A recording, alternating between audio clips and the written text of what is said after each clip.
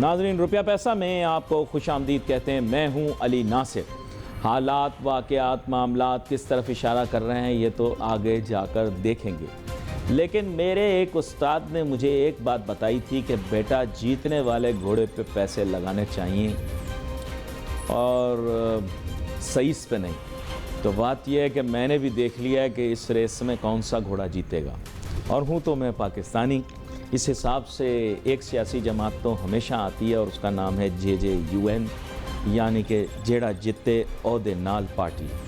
और अब हमें हालात वाक़यात को देखते हुए समझना है कि कॉम्प्रोमाइज़, रिकन्सिलिएशन ही फ्यूचर है, क्योंकि ये इतनी ज़्यादा सोसाइटी हमारी पोलराइज हो चुकी है कि आप सोच नहीं सकते। इस पोलराइज सोसाइटी में काम करना बहुत मुश्किल है।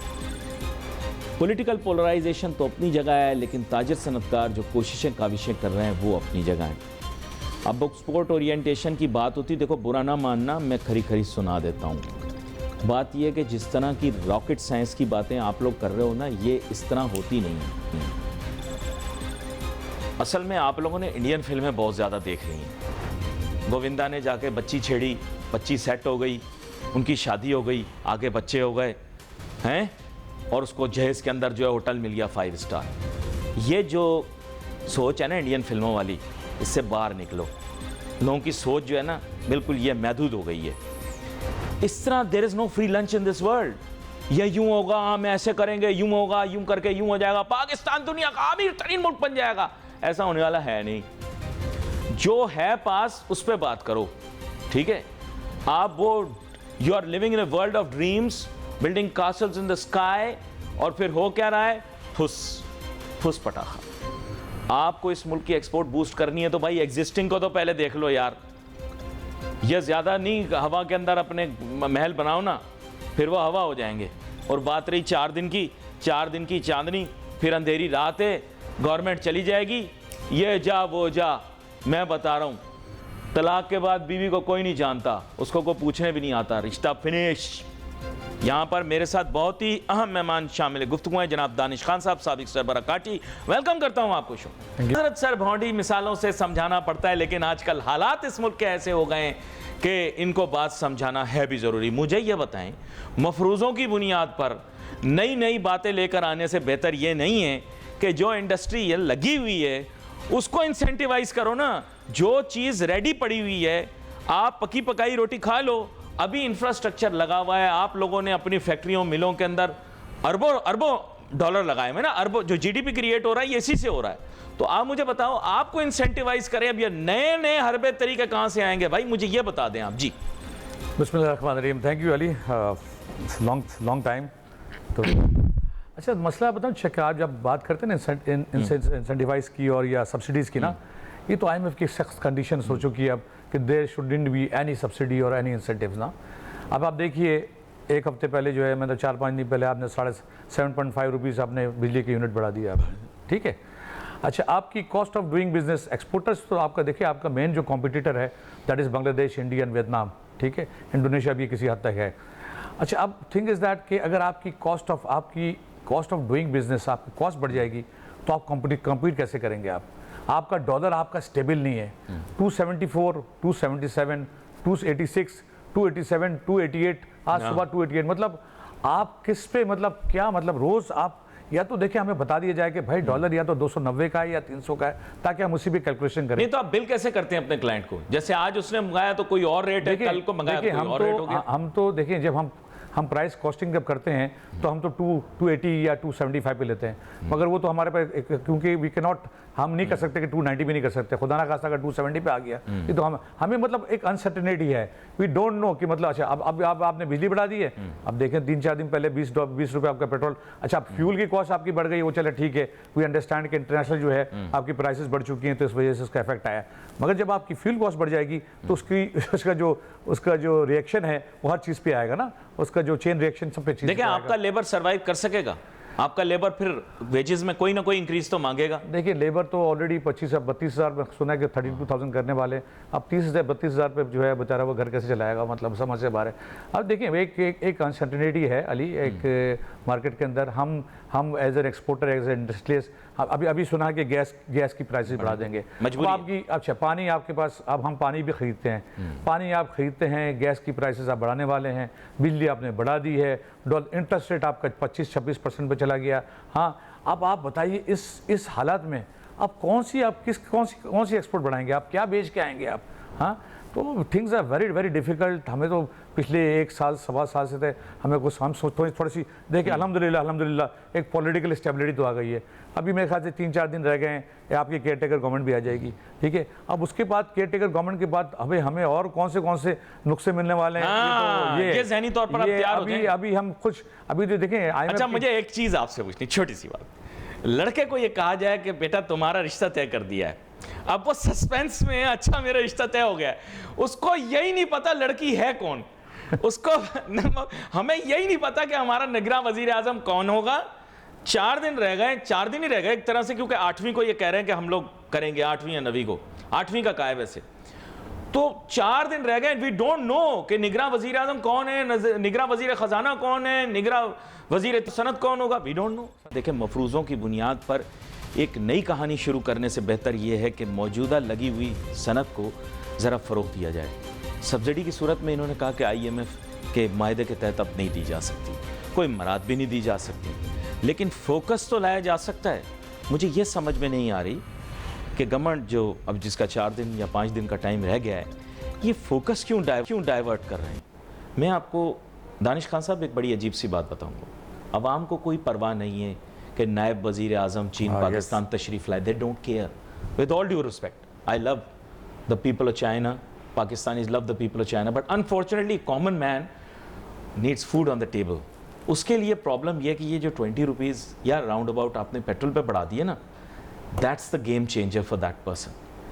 इशू ये है कि हमारी प्रायोरिटीज़ जो है ना दानिश खान साहब, वो कॉस्मेटिक्स और ऑप्टिक्स पे बेस कर रही हैं।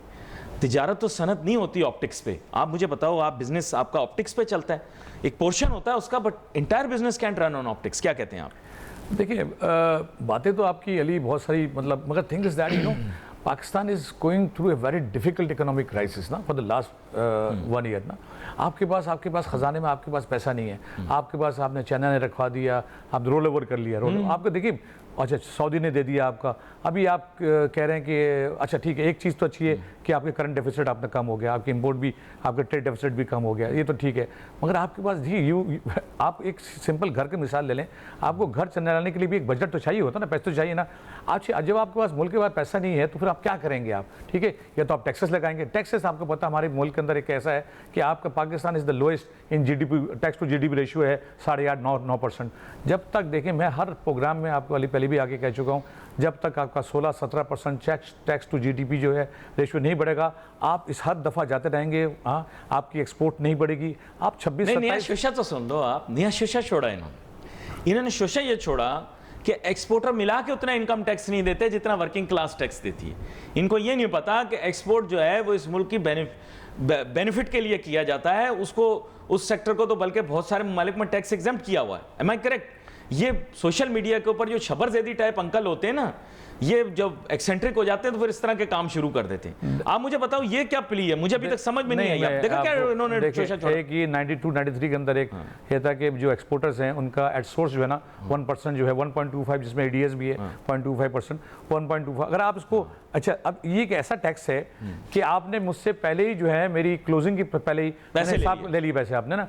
अच्छा, अब वो एक बात बताइए, एक कंपनी अगर लॉस करती है फाइनेंशियल ईयर के अंदर ना, आप तो पहले पैसे ले चुके हैं ना, मगर इसमें एक्सपोर्टर खुश हैं कि भाई आप हमसे ले लिया करें पैसे, हाँ, ताकि हमारे पास इनकम टैक्स के नोटिस ना आए। अच्छा, अब एक बात बताइए, अच्छा अगर हम जब हम इसको कैलकुलेशन करते हैं तो ये 25 से 30% आपका टैक्स बनता है। ये जो आपका एट सोर्स जो 1% करता है, ये 1.25% करता है, ये आप इवेंचुअली देखें ये 25 से 30% होता है। एक्सपोर्टर्स अच्छा एक्सपोर्टर तो आप देखें एक्सपोर्ट पे टैक्स देता है, उसके जो मालिकान है, डायरेक्टर्स हैं, उसके जो ऑफिस का स्टाफ है वो भी तो टैक्स दे रहा है, वो इनकम टैक्स है, तो हाँ। अब इनकम टैक्स तो दे रहा है ये। अच्छा फिर उसको वो बिजली पे भी टैक्स दे रहा है, वो गैस पे भी टैक्स दे रहा है, वो पानी पे भी टैक्स, वो जो आपका जो रिफंड और है, ये रेगुलेटेड ये सेक्टर है, रेगुलेटेड सेक्टर है, मतलब आप अनडॉक्यूमेंटेड तो हो नहीं सकता। देखिए एक बात कर रहा हूं, हर चीज पे टैक्स है ना। तो ये क्या किसी कोई साहब आके एक्सपाइजर रात को उठते हैं, सुबह उठ के कहते हैं कि एक्सपोर्टर जो है कम टैक्स देते हैं, तो भाई एक्सपोर्टर तो ऑलरेडी टैक्स दे रहा है, टैक्स नेट पे तो है कम से कम। आप जो टैक्स नेट पे नहीं है उनको तो ला नहीं सके अभी तक। हाँ पाकिस्तान में कितने हैं, 4 मिलियन या 4.5 मिलियन होंगे टैक्स पेयर, हाँ जब 24 करोड़ की पॉपुलेशन के अंदर। तो वही वाला मसला है कि जब तक टैक्स टू जीडीपी टैक्स हम नहीं दे, देखें बीच में इन्होंने स्टार्ट किया था कि भाई बिजली की बिल पे पहले 5,000 फिर 3,000। रिटेल सेक्टर टैक्स देना चाहता ही नहीं है अली साहब, आप बताऊं आपको मैं। सर वो ख्वार नहीं होना चाहते, नहीं, टैक्स तो दे देते हैं, वो कहते हैं यार अब ख्वारी 3,000 रुपये देखें, 3,000 का तो ये पान और सिगरेट भी खा लेते हैं ना ये। अगर आप सोचें कि 3,000 रुपये अगर बिजली पे अगर आपको टैक्स दे, तो आप कहे कि आपसे कोई पूछगछ नहीं होगी, तो आप बताएं आपसे 3,000 rupees per month is nothing. Vote ये वोट का है चक्कर। ये देखो ये आप सारा ये आपके बता रहे थे कि जी फलां जगह पर जाएं तो वहां पर बहुत सारे काम हो रहे हैं, उनको हम टैक्स नेट में नहीं ला सकते क्योंकि वोट का मामला है। रूरल एरियाज के अंदर आपको पता है कम वोटों के ऊपर MNA MPA इलेक्ट हो जाते हैं, उनको पता है कि अगर हमारी बिजनेस के अंदर ये लोग रेगुलेशन करने के लिए आ गए पैसे अली या तो फिर मुल्क चलाना है, फिर या तो वोट पर खेलना है, फिर तो हर दफ़ा you have to go to IMF या other donor agencies for funding. तो यही सिलसिला चलता रहेगा और आपका जो है रुपी जो है ना, ये आपका जो है ये गिरता रहेगा जब तक। देखिए IT का भी हमने बहुत दफ़ा कहा है, IT पे अभी जो है ना वार फुटिंग पे काम करना पड़ेगा। आपकी 2 चीज़, देखिए 3 चीज़ है मेरे हिसाब से, IT है, एग्रीकल्चर है और टूरिज्म है। ये 3 चीज़ पे काम कर ले। इंडस्ट्री तो ऑलरेडी है आपकी ना, एक टेक्सटाइल इंडस्ट्री भी है, आपकी हैवी मशीनरी इंडस्ट्री भी है, आपकी बहुत सारी इंडस्ट्रीज ये हैं। इन तीनों नुक्तों के ऊपर बात करते हैं। दानिश खान साहब ने आइडेंटिफाई किया और बड़े 3 अहम एरियाज़ बताए।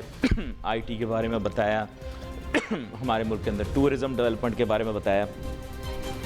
तीसरे नुक्ते पर आए थे, माजरत हमें एक छोटी सी ब्रेक लेनी पड़ गई, तो मैं चाहूँगा आपकी जानिब दोबारा से आऊँ। ये बड़े अहम सेक्टर्स एग्रीकल्चर का जो आपने आइडेंटिफाई किया है, इसके मतलब आप बता रहे थे जी। अल्हम्दुलिल्लाह पाकिस्तान इसमें 4 मौसम है, आपको पता है, ठीक है। बहुत कम दुनिया में मुल्क हैं जहाँ पे 4 मौसम होते हैं। We produce the best vegetables in the world, we produce the best fruits in the world, ठीक है। अभी आप जाके देखें, आप जब शाम को निकलते हैं, आप ठेले में जाके देखें, आपको हर किस्म का फ्रूट मिलेगा। हाँ, आम है, अमरूद है, पपीता है, आपको क्या कहते हैं, खुबानी है, आलूचा है, सब मिलेंगे ना। अच्छा इस पे अच्छा हम क्या करते हैं कि हम कोशिश करते हैं फ्रूट्स को हम एक्सपोर्ट करते हैं। हमें वैल्यू एडिशन में भी जाना पड़ेगा। दुनिया में फ्रूट्स पे वैल्यू, जैम्स हैं, मतलब इसके बहुत सारी चीज़ें बनती है ना, जैम्स हैं, जेलीज है ना, ये सब चीज़ें। अच्छा आपका चाइना की 1.45 बिलियन पॉपुलेशन है, उनको चाहिए, उनको आलू चाहिए, उनको टमाटर चाहिए, इनको। हाँ पाकिस्तान, अच्छा उनको प्लस ये है, हम मीट पे भी हम बहुत काम, पाकिस्तान को पता है आपके पास, हाँ हमारा आपका जो ये जो हलाल मीट है, हाँ ये भी बहुत, इस पर भी बहुत कम लोग कर रहे हैं काम, लेकिन उस क्वांटम का नहीं कर रहे। क्वांटम के नहीं, देखिए आपका घूम फिर के वही 26 बिलियन 27 बिलियन की आपकी एक्सपोर्ट है। तो हम क्यों, जब तक गवर्नमेंट इस। अच्छा मुझे ये बताएं, एक स्पेशल, मैं आपको बताऊं, हमारे मुल्क का एक, ये वैसे तो कहते हैं कि कन्वेंशनल सेक्टर है या ट्रेडिशनल सेक्टर है, वो है लेदर, आप उसके स्पेशलिस्ट हैं। हमारी जो टेक्सटाइल एक्सपोर्ट्स हैं वो तो हमने देखा है वक्त के साथ साथ जैसे आगे पीछे रही हैं, लेकिन एक ज़माने में लेदर के अंदर हम लोग चैम्पियन थे, अब भी बहुत कंपेटिटिव हैं। या इसके बारे में आप क्या राय देते हैं कि इसको डेवलप करने के लिए क्या करना? मैं थोड़ा सा इससे पहले मैं थोड़ा सा एक सेक्टर थोड़ा सा है, वो आपका सी फूड का सेक्टर, सी फूड वाला। देखें आपकी, मेरे ख्याल से अगर आप थाईलैंड को देखें, मेरे ख्याल 5.5 या $6.5 बिलियन की इसकी सिर्फ सी फूड की एक्सपोर्ट है। पाकिस्तान का बेल्ट है 900 या 1000 किलोमीटर का समंदर का बेल्ट है ये। हमारी एक्सपोर्ट जो है $450-500 मिलियन है मेरे ख्याल से सी फूड की ना। इस पे भी बहुत बड़ा काम कर, अगर देखें अगर सी फूड पे भी अगर हम काम करें ना, तो हम इस भी 2 से 3 बिलियन को टच कर सकते हैं। कंट्री नहीं है ना, इसलिए कदर नहीं है इनको सी फूड की। नहीं देखें आप, दूसरी कंट्री तो है, जापान आपका है, आपकी बहुत सारी कंट्री आप ये प्रोड्यूस, आपका आपने देखा जंबो प्रॉन्स, आपके प्रॉन्स हैं, आपके लॉबस्टर्स हैं, आपके फिश है, आपके शेल्स हैं, आपके क्या क्या चीज़ है। आप देखिए बात में, मतलब मैं तो समझ रहा हूँ कि हम कहाँ, government has to be very serious, they have to sit with the stakeholders, आपको बुलाना पड़ेगा, आपको फिशरीज से बुलाना, एसोसिएशन को बुलाना पड़ेगा, experts आपको टेक्सटाइल इंडस्ट्री से बुलाना पड़ेगा, आपको फ्रूट एंड वेजिटेबल्स से, आपको उनको बोलना पड़ेगा भाई यार हमें टारगेट्स दे दो आप, और आपको क्या चाहिए। बांग्लादेश में यही हो रहा है, वो टारगेट्स पूछते हैं और बांग्लादेश की प्राइम मिनिस्टर से पूछती है, हसीना वाजिद पूछती है आपको चाहिए क्या है। एक तो चीज़ होगी, आपने लेदर की बात की, आपने लेदर पे देखें, लेदर पाकिस्तान का सेकंड था टेक्सटाइल के बाद, आज नंबर 3 पे है ये। इसकी वजह है कि आपकी राइस एक्सपोर्ट बहुत बढ़ गई है ना आपकी, माशाल्लाह 2.5 3.5, देखिए राइस की कितनी बड़ी एक्सपोर्ट है आपकी ना। अब लेदर का ये है कि लेदर कमोडिटी है, आप वैल्यू एडिड है। हाँ, वैल्यू एडिशन है ना, ठीक है। अच्छा, अब वो लेदर पे ऐसा है कि वैल्यू एडिशन इस तरह से है कि लेदर के हमारे 4 या 5 सेक्टर हैं। जब हम लेदर की इंडस्ट्री की बात करते हैं तो उसमें फिनिश लेदर भी होता है, हाँ, जिसको हम कहते हैं हम खाम आम लेके इसको सेमी फिनिश या फिनिश करते हैं। एक वो इंडस्ट्री है, एक लेदर गारमेंट्स की और प्रोडक्ट्स की इंडस्ट्री है, एक लेदर ग्लव्स की इंडस्ट्री है और एक लेदर शूज़ की इंडस्ट्री है। ये 5 मिलके ये तकरीबन अभी तो हमने शायद जुलाई में शायद 900 मिलियन को टच किया। मैं समझता हूँ कि इसमें कंसोलिडेटेड, हाँ, इसको हमने एक वक्त में 1.2 बिलियन किया था ये। अच्छा, वही अली बात वही आ जाती है कि आपकी कॉस्ट ऑफ डूइंग बिजनेस था।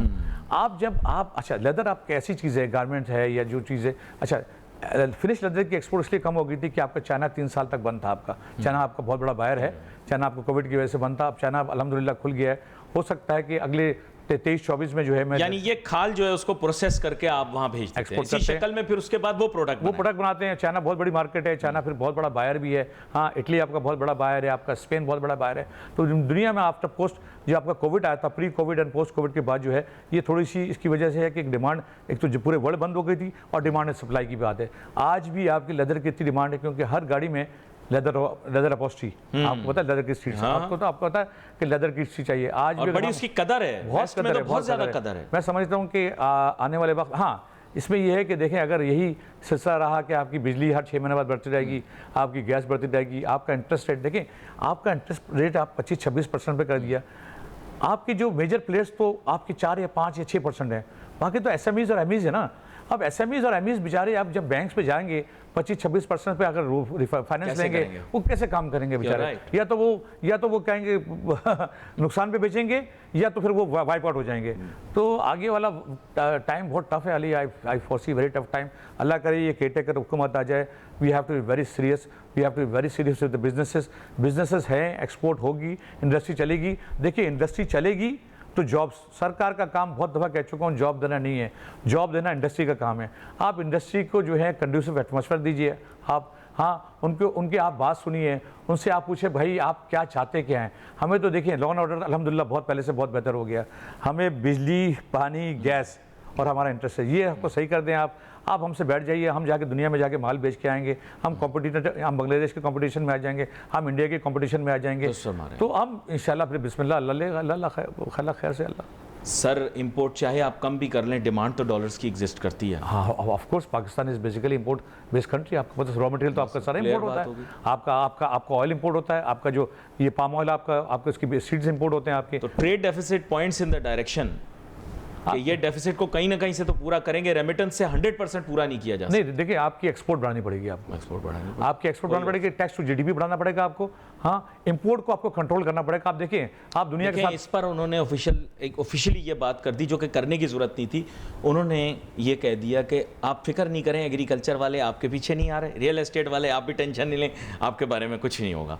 तो रिलैक्स कर दिया, यानी आप लोग ज़हनी तौर पर तैयार हो जाए। नहीं, उन्होंने कह दिया ना, आईएमएफ ने कह दिया, आईएमएफ ने तो कहा है रियल एस्टेट पे। अब देखिए आईएमएफ की हर बात को मानना पड़ेगा, नहीं तो आपको जो है ना सेकंड जो आपका जो या थर्ड जो आपको उसमें जाएंगे, ट्रांच में जाएंगे तो बोलेंगे भाई आपने तो ये कहा था कि रिटेल पे। अब अगर आप इलेक्शन ईयर है, हम कहते हैं कि इलेक्शन ईयर है, हो सकता है कि कुछ दे और कुछ लेके सिस्टम सही हो जाए, पर eventually everybody has to come in the tax net.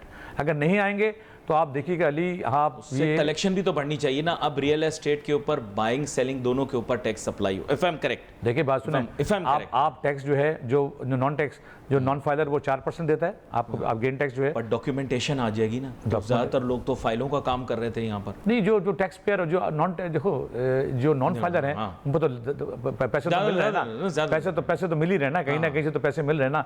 अब आप देखिए ये उन्होंने क्या 7.6 ट्रिलियन का दिया इस दफा, इस साल टारगेट बहुत बड़ा है सर, आउटले मेरे ख्याल से इससे भी ज्यादा है। 8 ट्रिलियन का, जो एक माहिर कह रहे थे वो शायद ये, लेकिन ये है कि अगर 8 ट्रिलियन भी, अगर 8.5 सर जीडीपी ग्रोथ रेट नहीं है ना आपका, आप कैसे टैक्स ग्रोथ लाओगे? मुझे आप बताओ, लॉजिकल नहीं है। कह रहे हैं कि 3.5%, आपको लगता है 3.5%?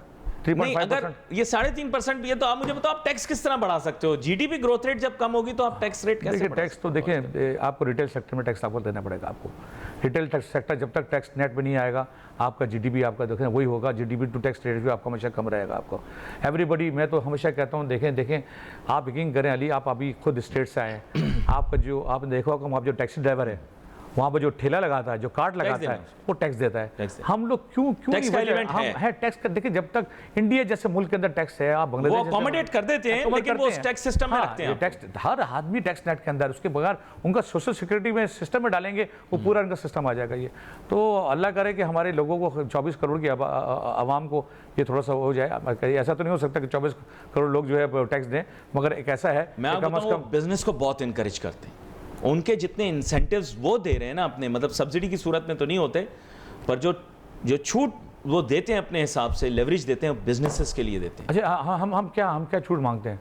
हम बताएं ना, हम तो सिर्फ कहते हैं कि जो हमारा रिफंड है, हम सरकार को कहते हैं खुदा के लिए हमारा रिफंड टाइम पे दे दिया करें आप। ये हमें लिक्विडिटी क्रंच हो जाती है। अच्छा, जब लिक्विडिटी क्रंच होती है नहीं तो दे नहीं रहे, तो कमिटमेंट की थी। कौन सी कमिटमेंट? मैंने कहा ना, वो कहते हैं बस अब वो कमिटमेंट ही है। हर दफा जो है इस्लामाबाद में जो है हमारे, वो कह रहे थे वो जो पर्चा है उसके अगेंस्ट आपको पैसे मिल जाया करेंगे कहीं और से। बस वो 15 दिन की बात थी, 15 से 2 महीने हो जाते हैं, 3 महीने हो जाते हैं। नहीं, लेकिन वो जो पर्चा देते हैं आपको, वो रखवा के आप पैसे ले सकते हैं कहीं से? नहीं, कुछ नहीं। पूछ रहा हूँ, आरपीओ की बात कर रहे हैं ना? हाँ, वो पर्चा आपको देंगे, कहेंगे ये पर्चा आरपीओ नहीं, बैंक नहीं देता। अच्छा चले, मैं आपकी बात अगर अली मान भी लूँ कि आरपीओ दिखा के बैंक से, तो 26% पे आप आरपीओ लेके आप कर सकते हैं। आप कर सकते हैं आप ये काम। बहुत वेरी डिफिकल्ट, कहना बहुत आसान होता है। Government has to sit very seriously, government has to think very seriously. Charter of democracy की बात बहुत हो चुकी है, चार्टर फॉर इकोनॉमी की बात होनी चाहिए। अगर आपने इस मुल्क को चलाना है, सही तरह चलाना है, तो every one has to come into a tax net, और आपको एक्सपोर्ट्स बढ़ना पड़ेगा। आपकी फॉरेन रेमिटेंस आपको बाहर से आनी पड़ेगी, आपको IT के ऊपर, आपको एग्रीकल्चर के ऊपर, आपको टूरिज्म के ऊपर, और आपको आपका जो आपका इतना बड़ा 900 या 1100,000 का जो बेल्ट है आपका सी का, इस पर आपको बहुत बड़ा काम करना पड़ेगा। अहम नुकात के ऊपर आज बात हो गई। दानिश खान साहब ने बड़ी अच्छी मुफस्सिल गुफ्तगू की और बहुत सारे एरियाज़ को एक साथ एड्रेस भी किया। यहाँ पर नाज़रीन भी wait for message on Facebook. Ali Nasir हमारी टीम को इजाज़त दीजिए। अल्लाह हाफिज़।